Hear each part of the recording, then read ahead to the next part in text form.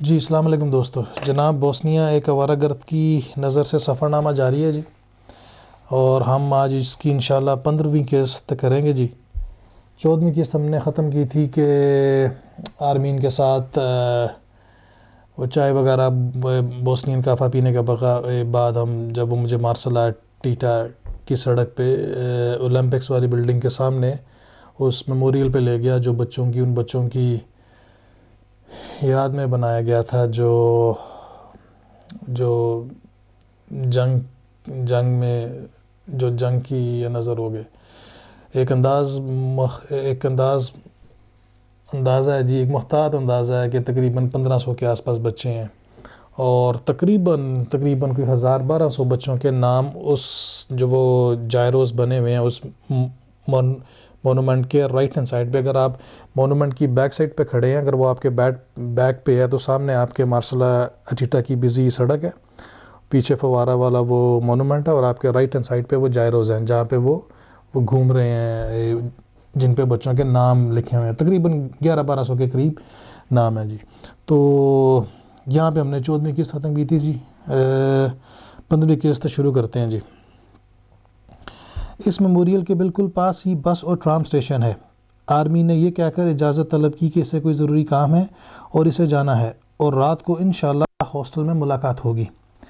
आर्मीन मुसाफा करके ट्राम की तरफ बढ़ गया और मैं इसी मेमोरियल के पास बैठ गया और आती जाती ट्रैफिक को तकने लगा कि अचानक बिल्कुल एक फिल्मी पर्दे की तरह ये सब कुछ हट गया। फिर वही गोलियों की आवाज़ें सुनाई देने लगीं और बच्चों के रोने बुलबुलाने की आवाज़ें भी आने लगीं, जिनके माँ बाप खून में लथपथ सरबों की गोलियों का अभी अभी निशाना बने हैं। और इन माओं के चीखने चिल्लाने की आवाज़ें, जिनके जवान बच्चों को सर्ब ट्रकों पर लाद कर लेके जा रहे हैं। फिर वही सीन जी, बेंचेस बने हुए थे, बैठ गया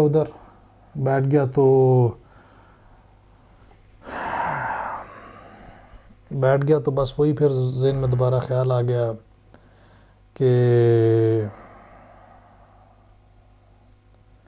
यहीं इन्हीं सड़कों पे सब कुछ हुआ था। अगर इन्हीं सड़कों पे ट्रक वो जा रहे होंगे जिन पे मुसलमान छोटे जवान बच्चों को लाद के लेके जा रहे होंगे मारने के लिए। इन्हीं सड़कों पे लोगों की लाशें पड़ी होंगी जो पहाड़ों से आए इन जानवर नीचे उतरते थे, जिसको दिल करता था मार के चले जाते थे। जंगल का कानून नहीं, जंगल में भी कोई कानून होता है लेकिन यहाँ पे कोई कानून नहीं था। और अगर आप या 94 या 93 या बोस्नियन सिविल वॉर की अगर भी कुछ यूट्यूब पे जाके कोई फुटेजेस देखें तो आपको सड़कों पे लाशें गिरी हुई नज़र आती हैं। तो वो सारा मेरे दिमाग में घूमने लग गया वहीं बैठे बैठे। वक्त का घोड़ा न जाने कितनी देर इसी तरह दौड़ता रहा कि दोपहर से शाम और शाम से रात होने लगी। शाम के तकरीबन 6 बज रहे थे और हम सारा दिन गर्मी की शिद्दत में गली गली कूचा कूचा फिरने के बाद अपने बिस्तर नंबर 6 पर आराम फरमा रहे थे कि फ़ोन पर घंटी बजी। ये आवाज़ सुनते ही हमें याद आया कि आज तो मुलाकात का वक्त है, मुलाकात की शाम है। और सलमा कह रही थी कि वो बस थोड़ी देर में ही हॉस्टल के बाहर पहुंचने वाली हैं। बस दोस्तों फिर क्या था, मैंने जल्दी जल्दी अपने बूट पॉलिश किए, शर्ट इस्त्री की और बड़ी फुर्ती से नहाने के बाद खुशबू की बोतल अपने ऊपर ढेली और हॉस्टल के दरवाजे की तरफ बढ़ गया। आर्मीन जो काफ़ी देर से लैपटॉप पर म्यूज़िक लगाए हमारी फुर्तियाँ देखने में मसरूफ़ था, हमें बाहर जाते हुए शरारत से देखकर बोला, इज़ शी बोस्नियन? और हमने उसकी तरफ मुस्करा कर देखा और बाहर निकल गए। सीन ये था जी, मैं वही बच्चों के जब वो मोनूमेंट से जब होके फिर आके जब मैं वापस हॉस्टल पहुंचा तो काफ़ी थक गया था, बड़ा उदास था। मेरे जहन में नहीं रहा कि आज तो वो सलमा मिली को मिलना है। तो मैं बिस्तर पर आराम कर रहा था और ज़्यादातर जो मेरे रूममेट्स थे वो उनका सबका वतीरा यही था, सारा दिन वो फिरते रहते थे, शाम को आके हॉस्टल में निकरे पहन के तो बैठ जाते थे, आराम करते थे। तो वहीं पे वो सीन चल रहा था, तो फ़ोन आया। फ़ोन पे सलमा मिली ने कहा कि जी मैं हॉस्टल के बाहर आपके थोड़ी देर में पहुंचने वाली हूँ। तो मुझे याद आया यार आज तो इस हसीना से मिलना है। तो फटाफट जनाब ऊपर मैंने छलांग लगा ली। अपने वो जो एक हैंडबैग था उसके अंदर जो मेरी बेस्ट शर्ट थी मेरे पास वो निकाली। कॉमन रूम से मैंने इस्त्री ली, फटाफट इस्त्री मारी, खुशबू लगाई और नहा धो के मैं जब बाहर जा रहा तो आर्मीन वो मुझे ना देख रहा था नहाते हुए, बड़ा भागम भागम, कभी नहा रहा हूँ, कभी शर्ट इस्त्री कर रहा हूँ, कभी अपने बूट साफ़ कर रहा हूँ, पॉलिश कर रहा हूँ जनाब, उसको चमका रहा हूँ। तो फिर उसने मुझे जाते हुए आंख मार के कहा, कहता है बोस्नियन है। तो मैं उसकी तरफ देख के मुस्कुरा कर बाहर निकल गया।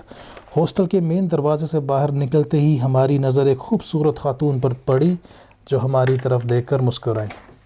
अब तो जी ये दिल का दिल से मामला है। अभी उसको मैंने पहले कभी देखा तो नहीं था, ना ही उसने देखा था, लेकिन हम जानते थे, मैं जानता था कि वो कौन है और वो जानती थी मैं कौन हूँ। ये सलमा मिली हैं। उम्र के एतबार से 27-28 की होंगी।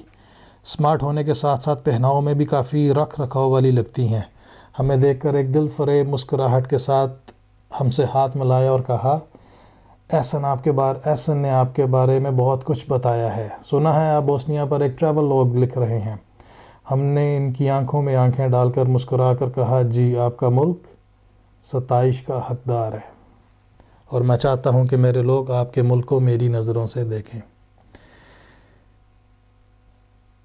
अच्छा जी, सीन ये है यारो। अच्छा, ये एहसन से मैंने पहले ही पूछ लिया था। मैंने कहा यार ये तेरा इस खातून से ताल्लुक़ क्या है? कहता यार कोई नहीं, बस दोस्त है। मैंने कहा यार अगर दोस्त है वो मुझे बता था कि मैं उसी हद तक फिर उसके साथ आगे से अपनी लिमिट रखूं। कहता कोई लिमिट नहीं प्यारे, बस दोस्त है, जहाँ तक लिमिट बढ़ सकती है बढ़ा ले। तो कहने का मकसद ये कि ये नहीं कि मेरी वो दोस्त की जानने वाली थी और मैंने जाके उस पर कुछ लाइन वगैरह मारी, नहीं, ऐसा कोई सीन नहीं है। मैंने पहले दोस्त से बात कर ली थी कि यार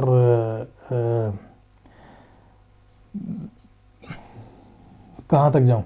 तो उसने कहा यार कोई ऐसी वैसी बात नहीं है, जहाँ तक दिल जा सकता है चला जा। तो खैर वो फिर आई जी।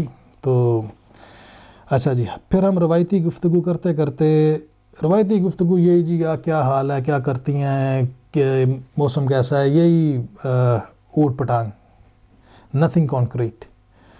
हम रवायती गुफ्तगू करते करते बारशारशिया के पुराने बाज़ार की मुख्तलिफ़ गलियों से होते हुए सबील के मुकाम पर पहुँच गए।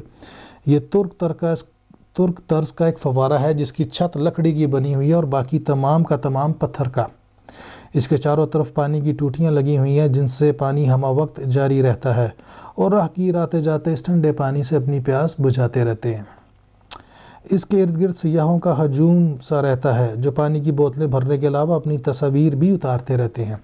सबील वही जी आपको पहले भी बताया था, हॉस्टल बारशाशिया और हॉस्टल के जो प्रोटे बाकोविचा की जो गली है, ये आगे जाके दोनों एक चौक की तरफ ये आके मिलती हैं और उस चौक पे सबील लगी हुई थी जो तुर्कों ने बनाई थी। और वहाँ से पानी की हल्की सी फवार सारी टूटियों से बड़ा ठंडा मज़ेदार पानी वो निकलता रहता है। अब ये तुर्कों ने जो बनाई थी वो तो आसपास पहाड़ों से जो पानी कलेक्ट करते थे वो उन्होंने वो निकाला था वहाँ पे सबील। सबील का नाम भी आप यही अरबिक वर्ड आप समझ लें, सबील,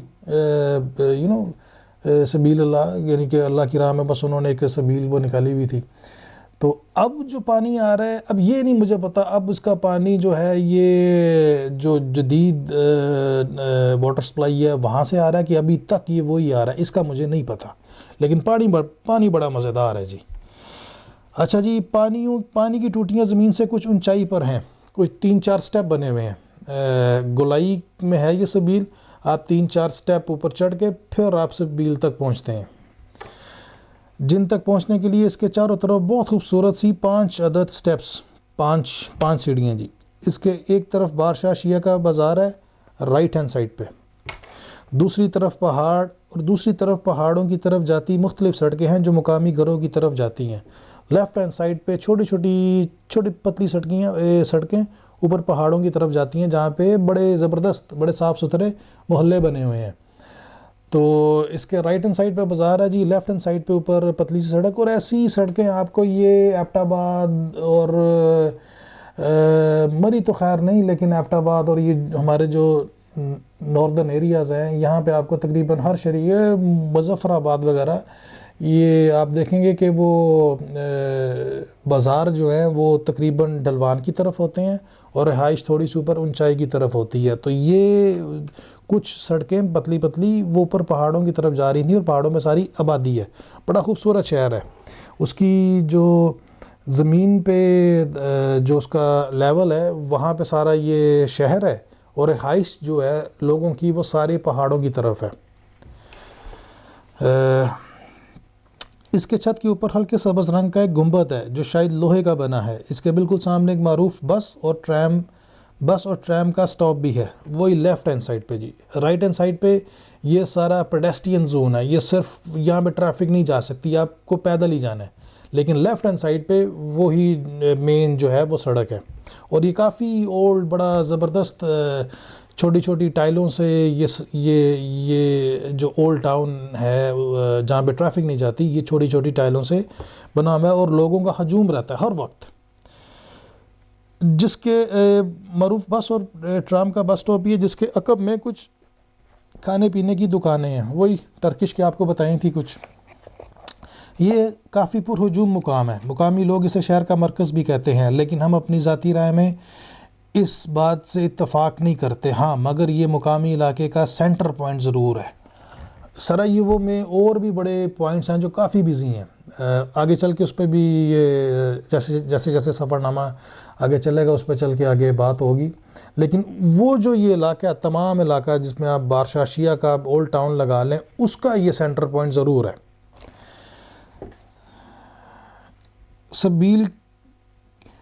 सबील के बारशाशिया बाज़ार की तरफ बहुत सारे कैफ़े और रेस्टोरेंट्स हैं जिनमें बेशतर तुर्किश हैं। We have already talked about this before. इन्हीं में से एक में मैं और सलमा बाहर रखी कुर्सियों पर बैठ गए। सबील हमारे सामने कोई 15 फुट दाईं जानब थी।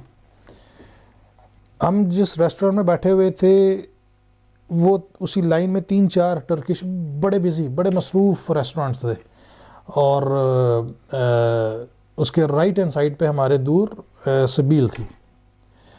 सलमा हमें इसके बारे में अपनी मिठास भरी आवाज़ में बता रही थी, और इनकी दी जाने वाली मालूमात हमें पहले ही से मालूम थी क्योंकि हम यहाँ पहले भी आ चुके थे।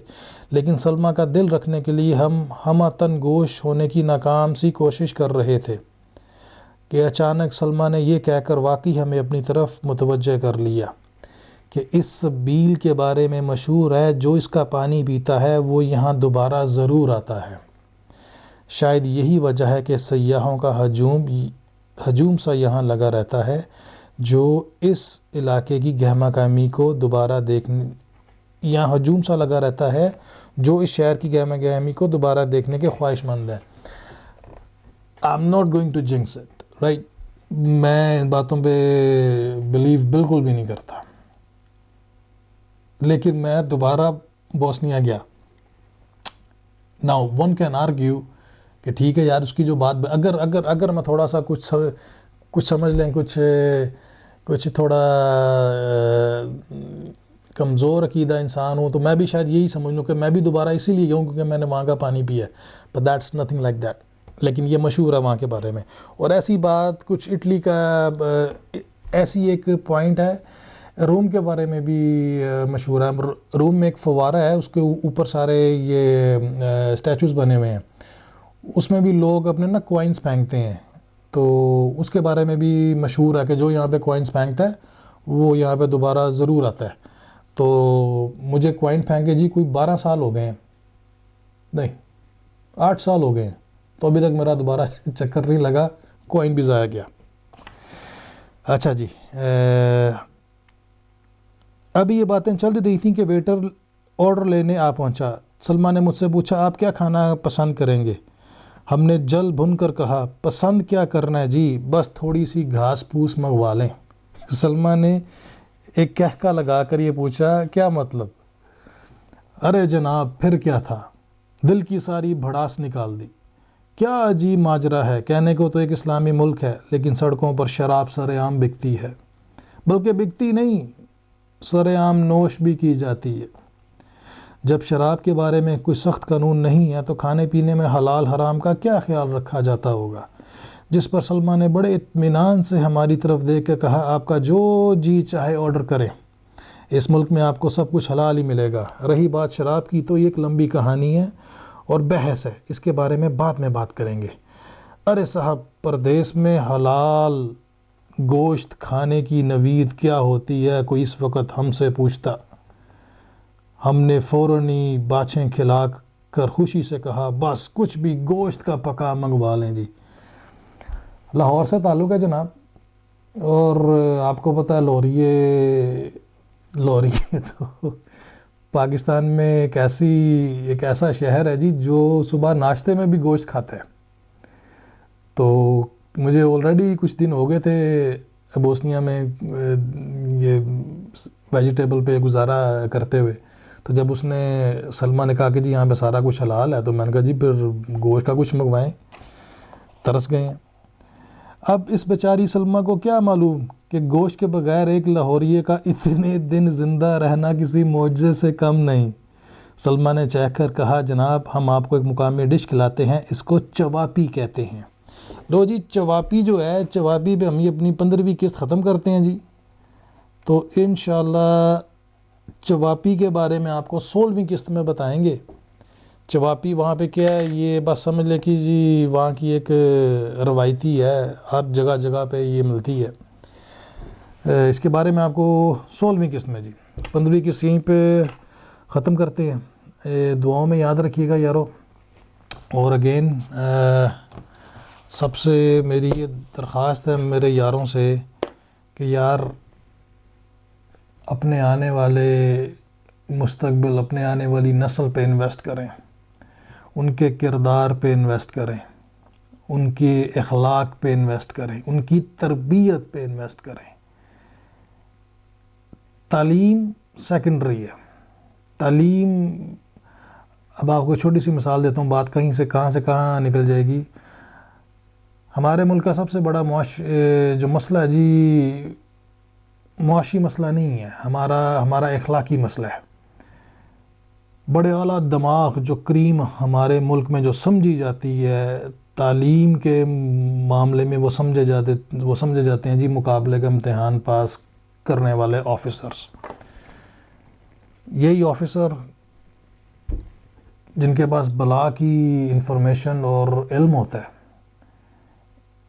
इतनी ज़्यादा तालीम हासिल करने के बाद इनको इतनी भी तरबियत नहीं मिलती कि जब ये अपनी जॉब पे ऑफिस पे बैठे होते हैं तो वहाँ पे नौज़ुबिल्लाह खुदा बन के बैठे होते हैं। किसी मज़लूम से उसकी दाद रसी करने के लिए उसको हिकारत से देखते हैं, इज़्ज़त से बात करना नहीं इन्हें आती।